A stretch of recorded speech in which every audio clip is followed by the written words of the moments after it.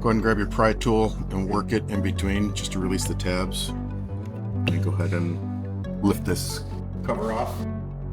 Next, let's go ahead and remove our 10mm nut. We'll hold on to the wiper arm just to secure it in the glass as we break it loose. Now that we have our nut off, we can go ahead and install our wiper arm tool that's also available as a add. Go ahead and slide it in place like so. Line yourself up on the top of the stud for the wiper arm. Go ahead and tighten down.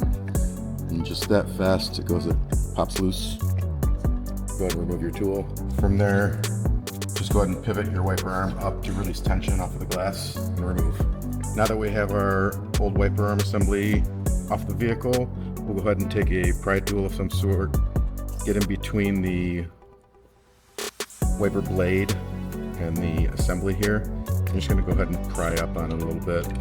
Shouldn't take much force. It's just one single detent that holds it in place in this pin. Now we can go ahead and reinstall into the new one.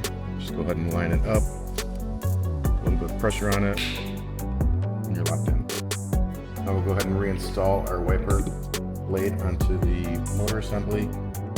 Taking care to line up to the proper spot here first before we tighten it down. Go ahead and make a quick adjustment here. Now we can go ahead and install our nut.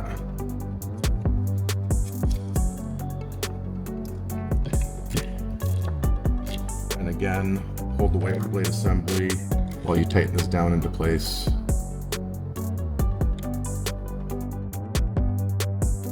Last thing we want to do is go ahead and reinstall our cap.